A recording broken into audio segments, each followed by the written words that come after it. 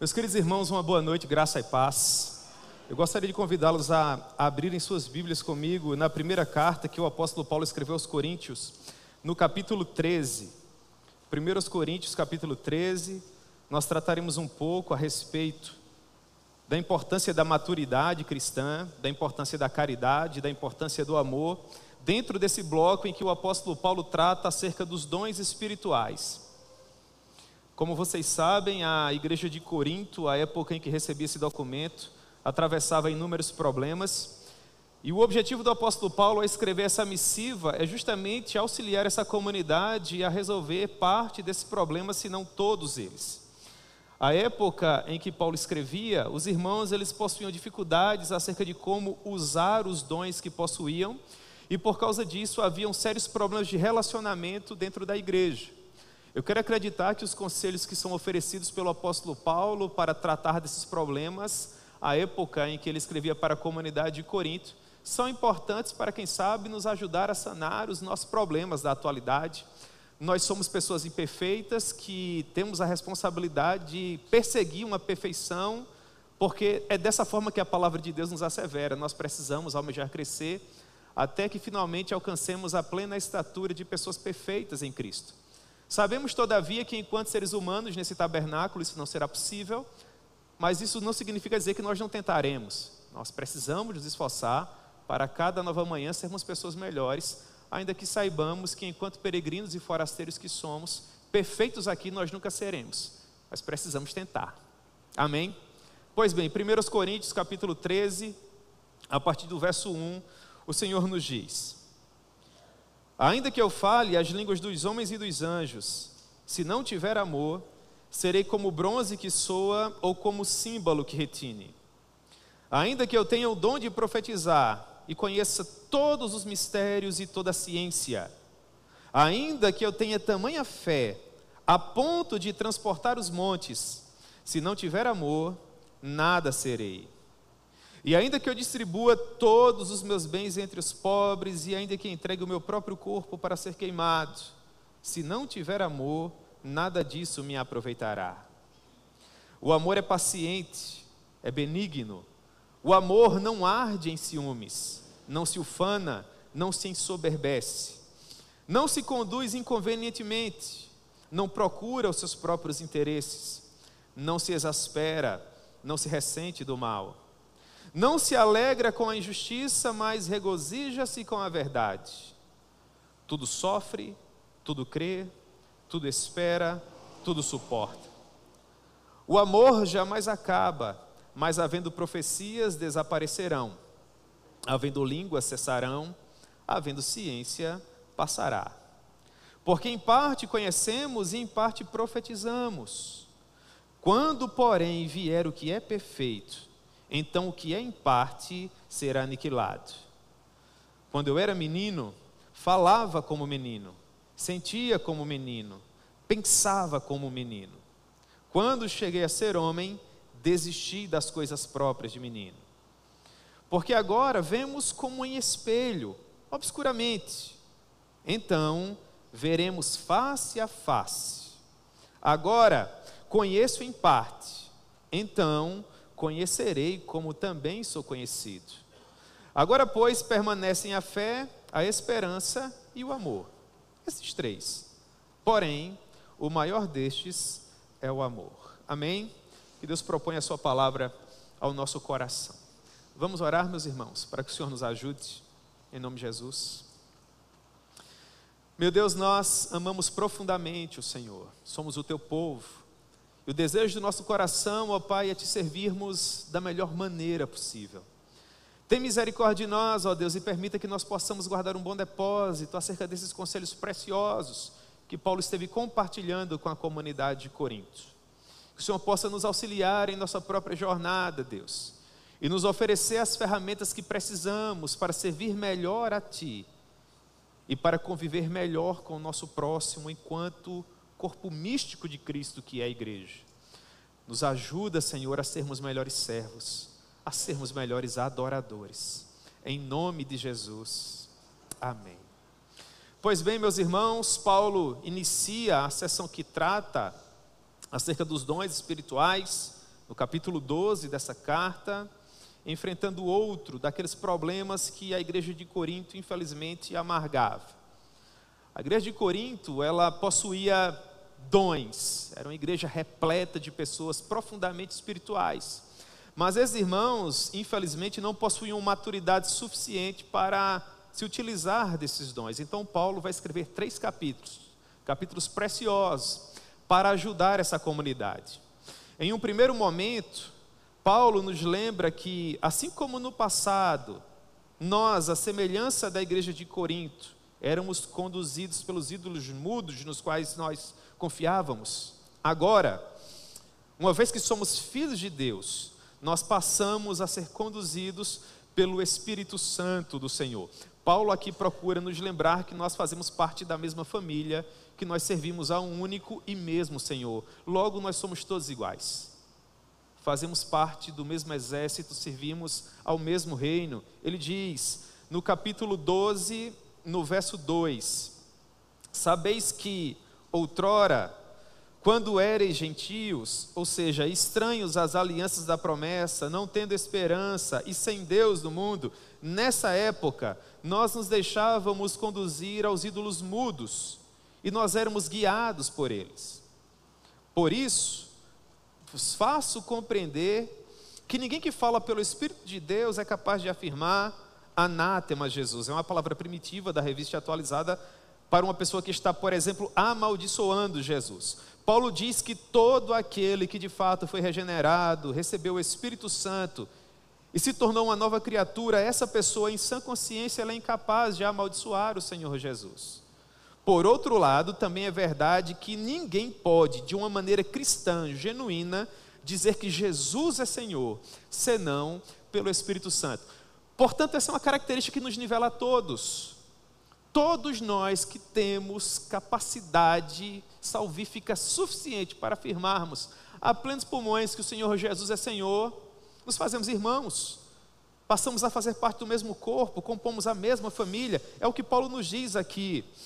Há aqueles que são mais maduros, há aqueles que são imaturos, tendo em vista peculiaridades do seu caráter, tempo de caminhada, conhecimento bíblico, conhecimento de vida, enfim. Mas todos nós fazemos parte da mesma família, somos o mesmo corpo, servimos através do poder do mesmo Espírito.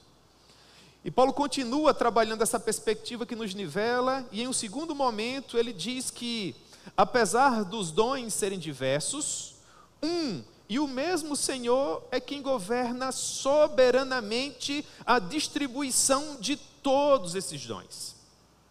Portanto, não há nenhum dom, nenhuma capacidade que temos que seja inata, que pertença a nós. Tudo que temos é dom de Deus. O homem não pode receber nada sem que do céu ele tenha recebido. Paulo diz isso a partir do verso 4 do capítulo 12. Ele diz, ora, os dons são diversos, mas o Espírito é o mesmo Espírito Santo que dota o expositor público das Escrituras, é o Espírito Santo que dota você com o seu dom que talvez não te dê tanta evidência. Às vezes nós achamos que alguns irmãos são privilegiados pelo fato de subirem numa plataforma como essa para serem vistos, mas não necessariamente. É o mesmo Espírito Santo que dota alguém com capacidade para explicar a palavra, ao tempo em que dota outro para dobrar os seus joelhos com o quarto fechado e orar. Um não é mais importante que o outro, Paulo vai ensinar isso. É o mesmo Espírito que atua na vida do pregador, do expositor, do orador e daquele irmão que ora em secreto. De forma que, verso 5 do capítulo 12, há também diversidade nos serviços, mas o Senhor é o mesmo, ou seja, é o Senhor Jesus quem está usando as suas ferramentas. Se no verso 4 o Espírito Santo é mencionado como aquele que concede esse dom, que às vezes é tão diverso, no verso 5 Paulo diz que é o Senhor Jesus quem conduz os seus eleitos para implementar na terra os valores do seu reino. O Jesus que usa o pregador no culto, por ocasião desse ato solene, é o Jesus que usa o adolescente do outro lado da rua, com aquele cartaz, Jesus salva, um não é mais importante que o outro, estamos servindo o mesmo exército, compondo a mesma missão. Ele está dizendo que Jesus salva com um cartaz, e eu estou dizendo a partir desse púlpito com a minha voz, mas a missão é a mesma, não há melhor nem pior, porque Jesus é quem usa ambos. E no verso 6, Paulo diz que a diversidade nas realizações se trata do aparato físico exterior, é aquilo que você consegue enxergar. A diversidade nas realizações, mas o mesmo Deus, perceba, em um primeiro momento é o Espírito Santo, verso 4, em um segundo momento é o Senhor Jesus, verso 5, e agora é o Deus Pai, no verso 6. Quem opera tudo em todos, a Trindade Santíssima aqui personificada para que nós não tenhamos qualquer dúvida de que pertencemos ao Senhor, somos família dele e tudo que temos vem dele. Mas em terceiro lugar, Paulo diz que cada um dos dons espirituais são produto da obra do Espírito Santo no seu povo. E esse utilizar do Espírito Santo não visa, em aspecto algum, a promoção humana, o privilegiar do nome de quem recebeu esse dom. Se você usa uma característica que lhe foi comunicada por Deus para sua promoção pessoal, meu irmão, você usa de uma maneira muito equivocada o dom que recebeu. Porque a função do Deus Espírito Santo é glorificar a pessoa do Filho. Os dons espirituais servem para conduzir a igreja até Jesus, para que ele seja glorificado. Ou seja, Paulo está dizendo, a partir do verso 7 do capítulo 12, que a manifestação do Espírito é concedida a cada um visando um fim proveitoso, visando edificação, a promoção do reino. Então ele começa a elaborar e ele fala quais dons nós recebemos. Não é uma lista exaustiva. Paulo não trata de todos os dons aqui, mas ele nos dá meros exemplos. Ele diz: porque a um é dada mediante o Espírito a palavra de sabedoria. Há irmãos que têm discernimento. Há irmãos que conseguem fazer uma leitura da realidade que você não consegue. Isso não se aprende lendo livros. É simplesmente dado. Há pessoas que chegam num determinado ambiente, elas batem um olho aqui e ali, já sabem de tudo. E você, coitado, fica ali a ver navios. Depois você sai daquele ambiente e a pessoa fala: você percebeu? Olha, aconteceu isso, aconteceu aquilo. Você, meu Deus, eu não vi nada. Eu não vi nada. Eu sou um Deus, eu não vejo nada. É impressionante, irmãos. Outros, por sua vez, pelo mesmo Espírito, recebem a palavra do conhecimento. É aquela pessoa que tem um conselho de qualidade. É aquela pessoa que possui sensibilidade suficiente para aplicar a palavra devida como um lenitivo para a sua alma. É aquela pessoa que faz bem ouvi-la. Que as palavras fluem dos seus lábios como verdadeiras torrentes de graça. É a palavra do conhecimento, mas outro pelo mesmo Espírito tem fé. É aquela pessoa resiliente, é aquela pessoa que consegue ver o que às vezes ninguém mais vê, ouve o que às vezes ninguém mais ouve, todo mundo já existiu, ele ainda está lá. É uma capacidade dada por Deus. Enquanto outros possuem dons de curar, outros operações de milagres, alguns outros profecia, a outro discernimento de espíritos, a um variedade de línguas, a outro a capacidade para interpretá-las. Mas eu chamo a atenção para o verso 11 do capítulo 12. Paulo diz: mas um só e o mesmo Espírito realiza todas as coisas, distribuindo-as como lhe apraz, a cada um individualmente. A cada um individualmente. Meus irmãos, há irmãos queridos que nasceram com o dom da diaconia. São os nossos amados diáconos. Receberam do Senhor a capacidade de sofrer pelo rebanho. Exercem dons na área da misericórdia.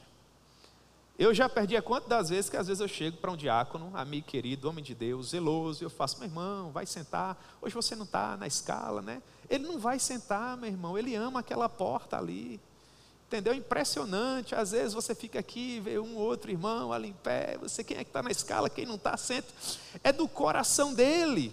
Nada impede que você aconselhe para que ele sente, para que ele não vá tanto no corredor, não veja se o garrafão não está vazio, se um ar não está funcionando, se uma lâmpada não está queimada, mas é da natureza dele. Foi o Senhor que foi até lá e colocou esse amor. Se você me colocar para servir na porta da igreja, não há problema nenhum, eu vou servir com muita devoção, mas eu não vou estar feliz ali, porque Deus me colocou, ao que me parece, em um outro lugar.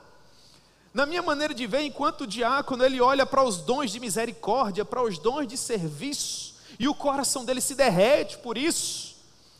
Eu, por minha vez, sinto que o meu Redentor me chamou para a área da docência. Então, se você não gosta de livros, eu me encanto com eles. E quanto mais ele é espesso, sabe aqueles calhamaços assim que você usa para a porta não bater? Esses são os meus preferidos. E enquanto algumas pessoas dizem assim, eu não gosto de ler, me atormenta pensar em ler. Quem é chamado para isso, abre o livro e ele não começa lendo o livro, ele começa cheirando ele. Ele cheira o livro. E ele maneja aquelas folhas como que se pétalas de flores estivessem desabrochando perante ele. É uma coisa preciosa. Quem é que faz isso? Espírito Santo faz isso. Porque Ele é bom e a sua misericórdia dura para sempre. E isso não tem a ver com quem quer, não tem a ver com sobrenome, não tem a ver com aspirações humanas. Ele faz soberanamente. Na minha maneira de ver, Ele faz isso por nós mesmo antes de nós nascermos. Antes de nascermos, Ele nos dota com aquilo que nós seremos para o resto da nossa vida. E ao longo das nossas vidas, nós vamos conseguindo melhores ferramentas para manusear esse dom. Em quarto lugar, Paulo diz que o Senhor é soberano na distribuição desses dons. Ainda que uns tragam mais projeções que outros. Não significa dizer que por projeção uma pessoa vai ser melhor que outra, mais importante que outra. Mas significa dizer que alguns dons vão colocar algumas pessoas em um local de destaque. Como o da docência, por exemplo. Você tem que se colocar diante das pessoas para poder ensiná-las. E as pessoas naturalmente vão precisar olhar para você.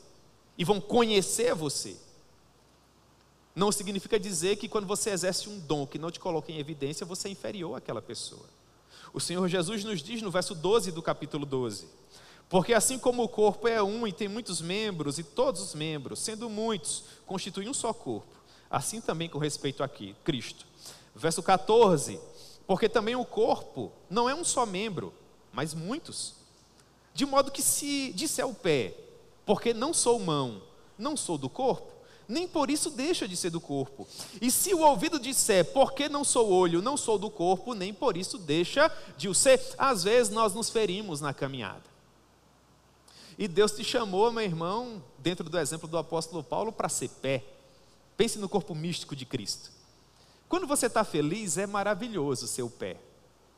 Mas quando o seu coração está dolorido, é um fardo. E você começa a dizer, mas eu queria ser o braço. E no entanto eu sou o pé. E porque eu sou o pé, ninguém me ama. Ninguém me vê. Eu sou mais desvalorizado.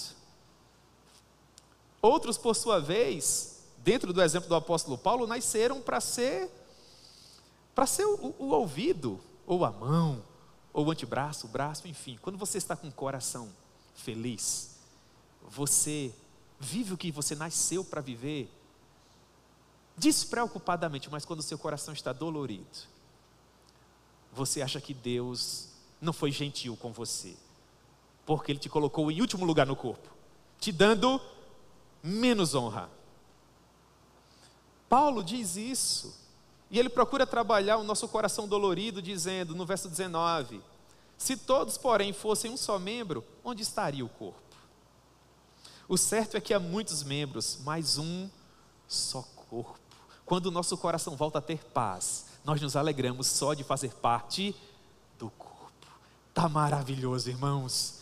Nós não precisamos de mais nada.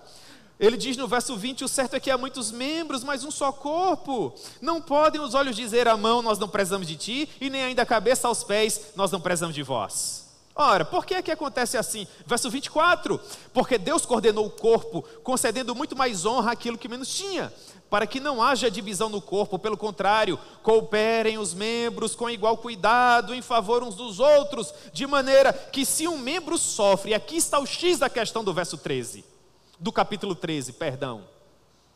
É nesse ponto que entra o amor. Paulo diz, Deus concedeu o corpo, concedendo muito mais honra àquilo que menos tinha.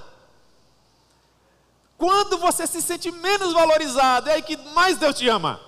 Porque quando você acha que você é fraco, então nesse momento, você é forte. Essa economia do reino frustra os nossos desígnios, não é? Porque nós achamos que servimos melhor ao Senhor quando estamos nos píncaros aqui da fé, quando somos verdadeiros corifeus espirituais. E não necessariamente, às vezes você se sente um verme espiritual. E Deus está super animado com você. Porque se tivesse a ver com o sentimento do nosso coração, irmãos, nós estaríamos perdidos. Bom mesmo é servir a Deus apesar de nós. Paulo diz isso no verso 25, para que não haja divisão no corpo, pelo contrário, cooperem os membros com igual cuidado em favor uns dos outros, de maneira que se um membro sofre, todos sofrem com ele, e se um deles é honrado, com eles todos se regozijam. Ora, por fim ele trata de uma outra lista de dons, esses aqui são os mais famosos. A partir do verso 28 ele diz: a uns estabeleceu Deus na igreja, primeiramente apóstolos, depois profetas, em terceiro lugar mestres, depois operadores de milagres, depois dons de curar, socorros, governos, variedade de línguas em último lugar. Isso aqui não é de qualquer forma. Então Paulo pergunta: são todos apóstolos? Ou todos profetas? São todos mestres? Operadores de milagres? Têm todos os dons de curar? Falam todos em outras línguas? Interpretam todos? Você vai dizendo: não é dessa maneira. Entretanto, diz Paulo, procurai com zelo os melhores dons. Em outras palavras, ele está dizendo: encontre aquilo que você nasceu para fazer e gaste a sua vida nisso. Você não tem ideia de como você vai ser feliz. Esse vai ser o segundo dia mais importante da sua vida. O primeiro dia mais importante na vida de um ser humano é quando ele nasce. O segundo dia mais importante na vida de um ser humano é quando ele descobre para o que foi que ele nasceu. Procure com zelo os melhores dons. Mas em quinto lugar, aparentemente Paulo propõe uma espécie de escala de importância para determinados dons na área do ensino. Paulo não se contradiz, ele não está dizendo que ninguém é melhor ou pior. Mas para o contexto da igreja de Corinto, haviam alguns dons que precisavam ser privilegiados, é o que Paulo diz aqui. E no que diz respeito a essa categoria de dons na área do ensino, aí entra dom de línguas, dom de interpretação de línguas, palavra de sabedoria, de conhecimento, profecia. No entendimento do apóstolo Paulo, o dom mais importante seria o de profetizar. E ele vai dizer o motivo lá no capítulo 14, a partir do verso 1. Ele diz: segui o amor e procurai com zelo os dons espirituais, mas principalmente que profetizeis. Pois quem fala em outra língua não fala a homem, senão a Deus, visto que ninguém o entende. E em espírito fala mistérios. Mas o que profetiza fala aos homens, edificando, exortando e consolando. Profetizar aqui é ensinar, é dar uma aula de teologia, é abrir a palavra de Deus com propriedade e compartilhar uma mensagem de qualidade para abençoar a vida do seu irmão. O que todos nós podemos fazer. Uma área em que todos nós podemos crescer. Então, se há uma área do conhecimento que nós precisamos privilegiar, é uma área que nos leva à palavra de Deus e nos robustece nela. Para que se alguém vier a nos cortar, como uma vez disseram do John Bunyan, nós venhamos a sangrar a Bíblia. Pois bem, Paulo trata da maneira devida como os dons são distribuídos e quem está por trás da distribuição desses dons. Ele diz o motivo pelo qual eles são distribuídos no capítulo 12, e no capítulo 14 ele diz para a igreja de Corinto privilegiar o ensino. Entre os capítulos 12 e 14 é o capítulo que nós lemos, que é o capítulo 13, é o capítulo da caridade cristã, é o capítulo da maturidade. E a maturidade espiritual é de fundamental importância para o desenvolvimento não apenas desses dons, mas do nosso relacionamento com Deus e bem assim do nosso relacionamento com o próximo. Paulo diz que por mais que você venha discernir de fato qual o seu dom específico, e ainda que você venha crescer muito na área de um conhecimento teológico que edifique o corpo de Cristo e promova a expansão do seu reino, se tudo isso não servir para tornar você um melhor servo, um melhor adorador, alguma coisa está errada. Porque quando nós crescemos muito, espiritualmente falando, e não amadurecemos, irmãos, nós até ajudamos na promoção da expansão do reino, mas às vezes não conseguimos cooperar muito na manutenção desse reino. A gente atrai muito com os dons que temos, mas mantemos muito pouco. E por isso o capítulo 13 é tão importante, porque é o capítulo que dá liga. É o capítulo que põe os nossos pés no chão. É o capítulo que nos lembra de crescer em áreas que às vezes nos custam caro, que cortam na carne, que desafiam não apenas o nosso intelecto, mas sobretudo o nosso coração. Então ele diz no verso 1: ainda que eu fale as línguas dos homens e dos anjos, se não tiver amor, serei como bronze que soa ou como símbolo que retine. Por definição, essa palavra amor, ágape, que Paulo usa aqui, seria uma espécie de sentimento fraterno, de irmão para com irmão, uma espécie de afeição, de boa vontade, de benevolência. Para muitos intérpretes seria o amor despretensioso, é aquele amor que não requer nada em troca, o amor que simplesmente ama. Mas, na minha maneira de ver, se bem que esses intérpretes estão corretos, obviamente, eu prefiro ir um pouco além nessa definição, para privilegiar uma espécie de categoria desse amor: a maturidade. Eu olho para essa palavra amor no capítulo 3 e só me ocorre maturidade. Inclusive eu até a substituo. Ainda que eu fale a língua dos homens e dos anjos, se eu não for um crente maduro, eu serei como o bronze que soa, como o símbolo que retine. Mas nós precisamos de uma definição de maturidade. E para mim, maduro aqui é o crente que possui o fruto do Espírito.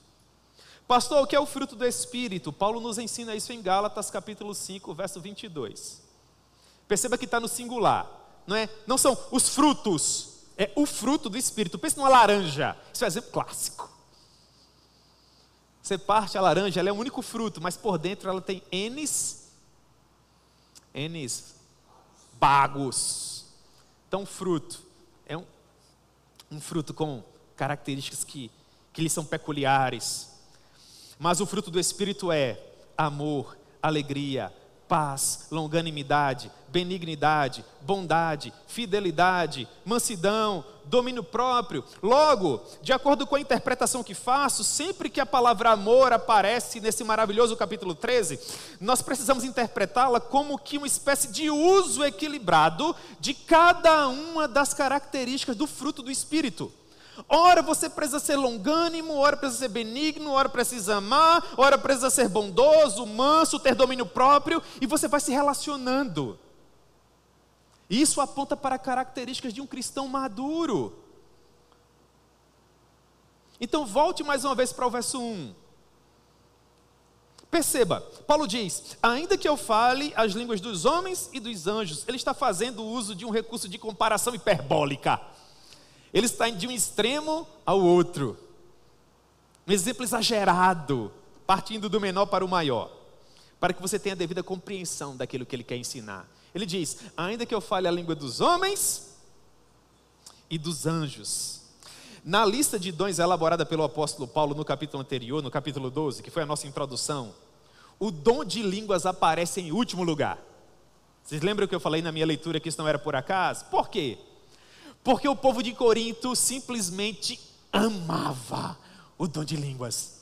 O culto público acontecia e todo mundo que tinha um dom não perdia a oportunidade, irmãos. Mas os irmãos falavam mesmo. Era uma coisa impressionante. Tão impressionante que ao final ninguém entendia nada. E aqui agora Paulo trata esse dom em primeiro lugar.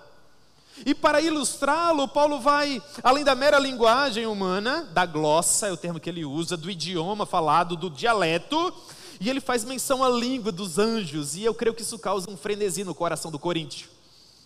Porque se eles gostavam tanto dos dialetos que falavam sobre o poder do Espírito Santo, imaginem vocês como eles não se sentiriam se falassem a língua dos anjos. Então, quando essa língua é mencionada, não significa dizer que os anjos possuem um dialeto próprio, ou mesmo que um ser humano tenha a capacidade de falar esse dialeto, caso mesmo exista. Quando os anjos eram enviados pelo Senhor no Antigo Testamento, eles conseguiam se comunicar com seres humanos. Pois bem, o que Paulo quer dizer na verdade é: ainda que existisse um dom de línguas tão espetacular, como uma verdadeira linguagem angelical, caso isso não me fizesse uma pessoa melhor, amorosa, madura, esse dom seria irrelevante. Seria como bronze que soa ou como símbolo que retine. As pessoas me ouviriam, isso me faria famoso, festejado, mas não provocaria a mudança de vida e o amadurecimento espiritual que uma experiência como essa almeja. Qual é a aplicação?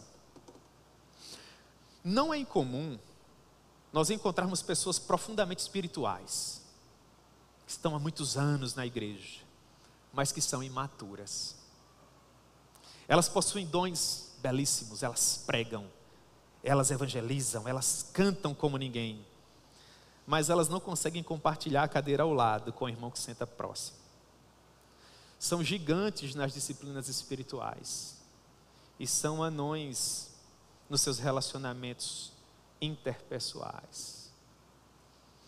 Ainda que você seja um gigante espiritual a ponto de falar a língua dos anjos, meu irmão, se as pessoas que caminham na comunidade de fé com você não te amam, se você não é importante para unir o corpo do qual você faz parte, todos os dons espirituais belíssimos que você possui, quando são usados, não passam de símbolos que retinem, de bronze que fazem barulho, porque não dão liga. E crente maduro precisa dar liga ao corpo. Você precisa usar os seus dons para edificação, meu irmão. Eu tinha um professor no seminário que ele disse que em nossa jornada cristã, às vezes nós passamos daquele estágio em que a gente não pode mais fazer beicinho. Ele dizia, sabe, o biquinho. O crente maduro, ele precisa passar por um determinado estágio da vida em que ele até vai ser afetado, ele até vai sofrer, mas ele já passou por isso tantas vezes que ele deve superar esses efeitos nocivos do coração mais rápido. Porque existem aqueles irmãos neófitos que estão vindo logo atrás e que precisam da ajuda dele, da liga que ele dá ao corpo. Um cristão maduro, ele pode até entristecer-se, mas ele não pode passar tanto tempo entristecido, assentado lá nos bancos finais da igreja, esperando que o louvor cante aquela música, eu não preciso ser reconhecido por ninguém. Não, meu irmão, ele precisa usar da experiência que tem, dos favores que já recebeu, para encontrar na cruz ensanguentada o combustível que vai trazê-lo de volta. Porque senão ele vai ter a língua dos anjos, mas vai ser um cristão irrelevante, por conta do sentimento de autocomiseração que está macerando o coração dele. E Paulo continua, ele diz, e ainda que eu tenha o dom de profetizar, e profetizar aqui significa pregar o evangelho, expor com propriedade a escritura. Talvez Paulo pensasse no exemplo de Corinto, nos oradores que a igreja amavam, Pedro, Apolo. É como se, em outras palavras, Paulo estivesse dizendo, mesmo que um dia vocês consigam pregar a semelhança dos pregadores que vocês tanto admiram, e ainda que vocês dominem os mistérios e toda a ciência, leia-se, tenham um vocabulário rebuscado, um currículo refinado, reúnam todas as láureas da sabedoria humana e tenham lido os melhores livros à disposição. Se isso não faz você conseguir ouvir com alegria e humildade o irmão recém-convertido, que acabou de compreender o evangelho, está fazendo as primeiras formulações teológicas, meu irmão, esse seu conhecimento não é tão importante para nós.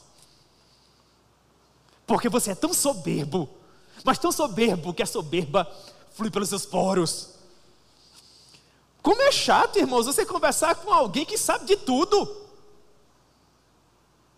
Chega lá o irmão novo convertido, que coisa preciosa, meu irmão, acabei de descobrir que a palavra amém é uma concordância no grego que significa assim seja.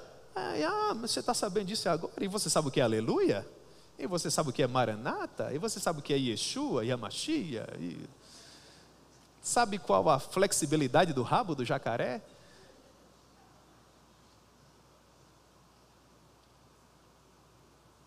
Seja uma pessoa amorosa, meu irmão. Tanta gente rancorosa na igreja. Um conhecimento afetado. Não é acessível. Deus é o Todo-Poderoso. Eu falo com Ele na hora que eu quero. Tem teólogo que para falar com Ele, você tem que fazer a roda do mundo girar. Importante demais. Erudito demais. Precioso demais. Talvez seja pelas fotos que o pessoal Ou tiro uma foto com ele, ou o mundo se acaba, eu não tenho nada. Se eu puder, eu tiro foto também, mas guarda o seu coração. O cristão maduro, ele é pródigo nos elogios, mas ele sabe até onde o elogio deve ir. Ainda que eu tenha tamanha fé a ponto de transportar os montes, se eu não for um cristão maduro, Paulo diz, eu nada serei. Há pessoas que creem que tudo é possível. Esse é o dom da fé que eu mencionei. Ele crê que Deus tem poder de pegar uma montanha e jogar dentro do mar. Ele só não crê que o irmão que senta do lado dele pode cantar melhor, ou pregar melhor, ou que o irmão pode melhorar. Há pessoas assim, meu irmão. Ele tem um dom de fé espetacular, mas não consegue acreditar que o irmão que senta ao lado é capaz de melhorar, encorajar o irmão a melhorar, trazer uma palavra de encorajamento. Isso é fé. Meu irmão, eu privilegio sua força de vontade, se esforce nessa área, você vai servir melhor. Uma palavra de ânimo, de encorajamento, né? Há tantas pessoas às vezes desmotivadas na igreja, meu irmão. Seja um promotor de vida, compartilhe uma palavra de ânimo, uma palavra de encorajamento. Existem pessoas que conseguem ver o invisível, ouvir o inaudível, sentir aquilo que ninguém mais consegue sentir. Mas eles não conseguem ver uma família recém-chegada na igreja. Um casal recém-casado, mudando de igreja, acabaram de chegar, loucos para fazerem novos amigos, para se sentirem acolhidos, se sentirem amados. Às vezes vem no culto 3, 4, 5 vezes para receber o primeiro boa noite. Meu irmão, você não precisa ter a língua dos anjos para discernir um casal recém-chegado na igreja. Você é um cristão maduro, convida esse colega, esse irmão querido para comer uma pizza com você. Acabou de chegar, você mudou de cidade, meu irmão, conhece a nossa cidade, você está precisando de ajuda, eu estou de folga amanhã.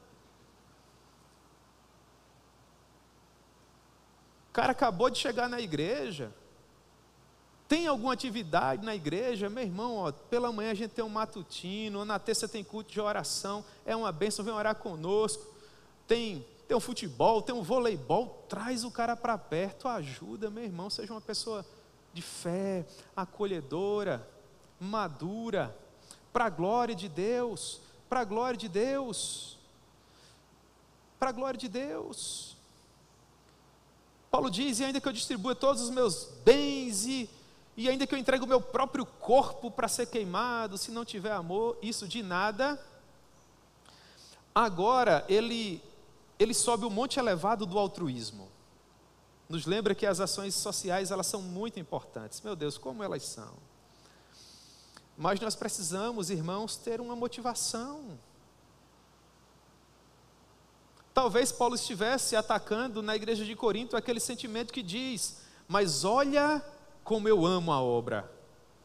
Eu olho para pessoas aqui que amam a obra de Deus, irmãos. Todos vocês, não tenho dúvidas, são pessoas que amam a obra de Deus. Eu sei que é bom quando nós somos percebidos e nós somos notados, mas olha o universo de pessoas que nós temos aqui. Não condicione a sua felicidade, meu irmão, a uma espécie de reconhecimento humano, quando você tem o melhor de todos os reconhecimentos, que é o reconhecimento de quem? De Deus. Deus sabe, meus irmãos, às vezes termina o culto, a gente sai correndo lá para a porta. Eu tento fazer isso na maioria das vezes para apertar a sua mão, para dar uma boa noite a você, para desejar uma boa semana. Mas é da natureza de alguns irmãos aqui. Tem irmãos preciosos, amados demais, que o culto termina, quando o pastor termina de dar a bênção, ele já está em casa com a pizza na mão. Vou apertar a mão desse irmão como? Aí depois o irmão diz, eu fui na igreja há 15 dias, o pastor não me deu a paz do Senhor, o pastor não apertou a minha mão, né? Se fizer tantos dias assim, meu irmão, trabalhe a dureza deste coração miserável, venha até mim, aperte a minha mão, me saúde com a paz do Senhor, olhe nos meus olhos, e me lembre, paz do Senhor, pastor, e nas entrelinhas dizendo, faz uns 15 dias que o Senhor não me deu, eu vim aqui para dar ao Senhor, e eu vou dizer com a alegria do meu coração, amém, eu amo você, meu irmão. Amo você, amo cada um de vocês aqui do Presidente Médici. Corta na minha carne quando eu percebo que alguém aqui não está bem, quando alguém não está tão feliz. Deus sabe do sentimento do nosso coração, irmãos. Há pessoas aqui que pregam melhor do que o pastor Rony, pastor Euder, pastor Jorge, a gente sabe. Tem seminarista aqui que daqui 10 anos vão estar dando aula para a gente, como nosso coração transborda, não é, Jorge? Alegria, irmãos. Mas infelizmente, irmãos, nós temos quantos domingos no mês? 4. Quantas terças? 5. São quantos cultos solenes? 9. E Deus abençoou o Presidente Médici com um pregador que sai pela janela. E a gente fica, meu Deus, quem é que prega? 4 pastores. Aí o pastor Rony já bota um por domingo. Acabou os domingos. E na terça, aí tem um seminarista aqui, outro ali, tem um irmão precioso. Todo mundo com dons extraordinários, meus irmãos. Isso aqui tudo é de vocês. Depois pergunta o pastor às vezes chega para mim e fala, vai entrar na escala tal dia. Eu faço, pastor, aqui não tem um irmão amado aí? Não, pastor, eu já vi o pastor dizendo isso tantas vezes. Rony, será que não tem um irmão aí que faz tempo que não prega tal? Irmãos, quem vive aqui sabe. Então, ninguém sobe em nenhum lugar dizendo, olha aqui, eu estou oferecendo o meu corpo para ser queimado. Não, o cristão maduro não faz isso. Ele tenta privilegiar os outros. Mas se porventura, meu irmão, pela graça de Deus, você possui esses dons extraordinários, e talvez você não tenha frequentado esse lugar há tanto tempo, em nome de Jesus, não deixe de pregar. Porque se o pastor Rony me deixar 15 dias sem pregar aqui no mês, eu vou estar pregando por aí. Entendeu? E não necessariamente no púlpito. Se você nasceu para pregar, meu irmão, você vai pregar. O passarinho nasceu para cantar e ele canta. Não é isso? Pois bem, um cristão maduro, ele sabe muito bem quais guerras de lutar, ele não perde tempo com outras questões. Então Paulo dá uma série de características do amor. Ele diz, o amor é paciente, o amor é benigno, o amor não arde em ciúmes, não se ufana, não se ensoberbece, não se conduz inconvenientemente, não procura os seus interesses, não se exaspera, não se ressente do mal, não se alegra com a injustiça, mas regozija-se, essa palavra é difícil, né? Mas regozija-se com a verdade, tudo sofre, tudo crê, tudo espera, tudo suporta. Vamos para a minha linha de interpretação, né? Substituindo o amor pelo cristão maduro. E eu amo essa primeira característica, porque ela já me pega de jeito, sabe? Pega você também. Paulo está tratando do cristão maduro, não é? E aí nas listas de características do cristão maduro, porque do verso 1 até o verso 3, Paulo fala daquilo que às vezes a gente faz que não é tão legal. A gente pergunta para ele, Paulo, como é que eu posso melhorar? Ele diz para a gente como é que a gente pode melhorar. E a primeira característica é, o cristão maduro é paciente. Paciente. Não é à toa que a característica vem em primeiro lugar. Essa é a característica que eu mais gostaria de ter. E quando ela me falta, é a que mais me afeta. Ser paciente é ter o fôlego comprido. É ser longânimo, clemente, lento para se irritar com quem você acha que em alguma característica em que você é melhor, aquela pessoa não é tão boa assim. Você percebe isso? Nós só nos irritamos quando achamos que fazemos aquela determinada coisa melhor. E nós não suportamos aquela pessoa que não é tão boa quanto nós. Olha para o trânsito. Como a gente dirige bem e como a gente não tem paciência com aquelas pessoas que não dirigem tão bem quanto nós. Olha para o voleibol, para o futebol, olha para todos os esportes, sobretudo os coletivos. Olha para o convívio social. O cristão maduro, ele tem um fôlego comprido para dar tempo para aquela pessoa melhore, para que ela cresça. Ele é gentil. A maturidade cristã possui a sua própria etiqueta. Ela se destaca por sua gentileza. Pergunta para qualquer chaveiro, qual é a chave que abre qualquer porta? Ele vai dizer, é um por favor. E qual a que melhor fecha? Ele vai te dizer, é um muito obrigado. Você tem que ser cheio do poder do Espírito Santo, meu irmão, para acordar pela manhã, passar por uma pessoa e dizer, bom dia. Boa noite. Te serviu? Muito obrigado. Deus te abençoe.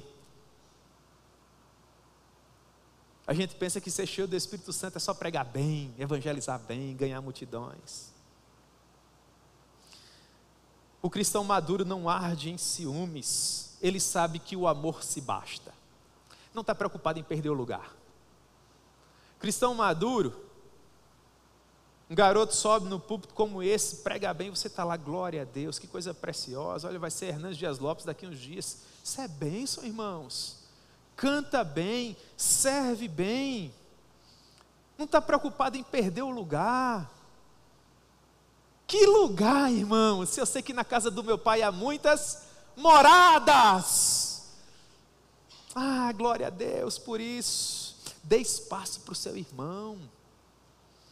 Permita que ele cresça, que ele viva as suas experiências, assim como você. Um cristão maduro não tem medo de perder o espaço, de perder o seu lugar. Ele sabe que na casa do seu pai há muita morada. Ele não se ufana, não se ensoberbece. O cristão maduro, ele já passou por tantas na vida dele que sabe que não é bom sentar nos primeiros lugares, né? É no sentido de tentar arrogar para si uma proeminência que você não possui, né? Nós chegamos, eu, pastor Euder, pastor Rony, na convenção sábado. E a gente foi, né?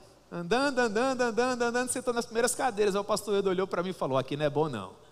Vai chegar o pessoal importante aí. Não é o que o princípio bíblico explica, né? Aí a gente pegou as Bíblias e faltou, irmãos. Para a glória de Deus, não é bonito isso? Glória a Deus, né?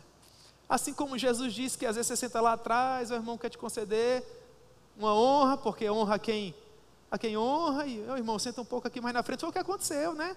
Pastorzada, todo mundo seguiu o princípio, sentou lá atrás. Pastor Valberto foi começar o ato solene, fez: pastores, por favor, sentem na frente. Foi todo mundo feliz, né? Mandou, está chamando, a gente vai. Então, meu irmão, no nome de Jesus, sabedoria destilada por Salomão, não seja os teus próprios lábios que te louvem. O que é que Paulo está fazendo aqui? Está tratando dos problemas de relacionamento da igreja de Corinto, escrevendo para cristãos. Está dizendo: se você puder elogiar, elogie. Um cristão maduro é pródigo em elogios, ele não é econômico em elogios, contudo ele sabe até onde o elogio pode ir, porque a maturidade que ele tem para elogiar é a mesma maturidade que vai fazer com que aquele elogio não prejudique a vida do seu irmão. Mas existe um outro extremo, tem irmão que, preocupado para que o colega não se ensoberbeça, não elogia nunca. O amor não se conduz inconvenientemente. Aí dentro de inconveniente, na minha maneira de ver, Paulo explica o que seria não se conduzir inconvenientemente. É não procurar os seus próprios interesses, não se exasperar, não se ressentir do mal. A palavra inconveniência aqui é a palavra em língua portuguesa para asco. A ideia de Paulo é: você é um cristão maduro, procure não causar repulsa no seu irmão. Encontre o meio termo, traga ele para perto de você. Como você pode fazer isso? Não busque os seus próprios interesses. Olha para Timóteo. Escrevendo para os Filipenses capítulo 2, Paulo vai dizer: porque a ninguém tenho de igual sentimento que Timóteo, que sinceramente busque os seus próprios interesses, os interesses da igreja. Paulo diz: porque todas as demais pessoas buscam o que é seu próprio, e não Timóteo. Timóteo busca os interesses de Cristo Jesus. Se você puder agradar alguém, meu irmão, agrade. Se você puder ceder a vez, pelo menos uma vez, vai lá, né? Deixa o colega passar, espera um pouco mais, não está tão apressado, contempla um pouco, experimenta um pouco, vive um pouco. A gente vive apressado demais. Cara, às vezes não tem nada para resolver, nada, mas não pode ceder uma vez, não pode oferecer uma outra face, não pode mais caminhar outra milha, porque a gente é tão servido, que a gente não suporta servir e transfere isso para a igreja. Não busque os seus próprios interesses, não se exaspere. Olhe para Jesus. O exemplo clássico para mim é o diálogo dele com a mulher samaritana.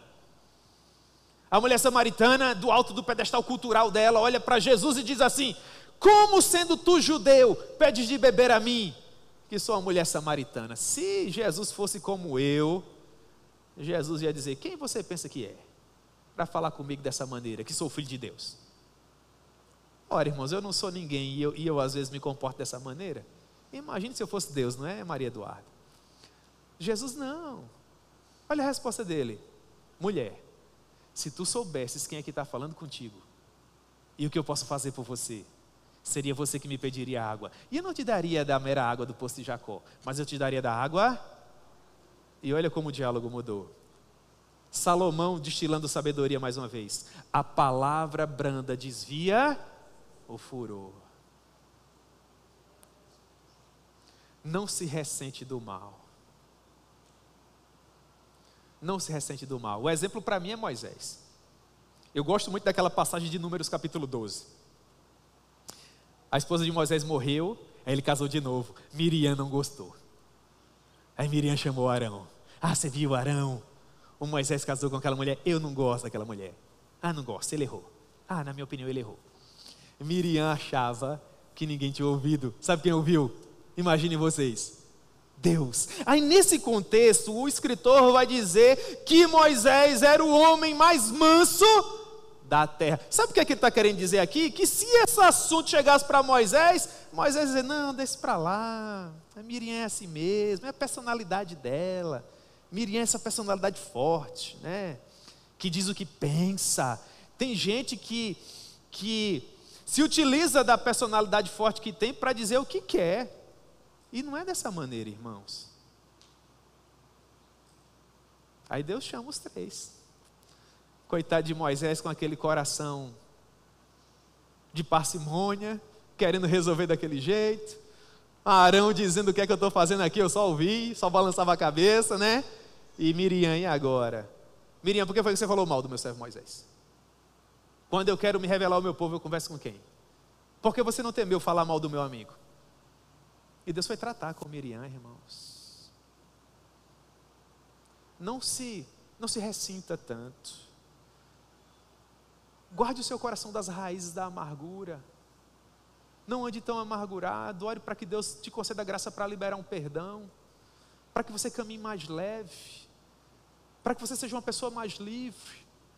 Há pessoas que às vezes na comunidade de fé sadia foram magoados, não foram percebidos, alguma coisa de ruim aconteceu, não conseguem mais encontrar um lugar de alegria para o coração.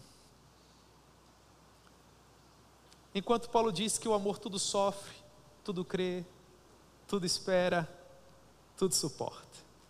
Qual é o exemplo para isso aqui? Na minha maneira de ver Jesus: tudo crê, tudo espera, tudo suporta. Qual a prova máxima disso? É que até hoje Ele caminha com você.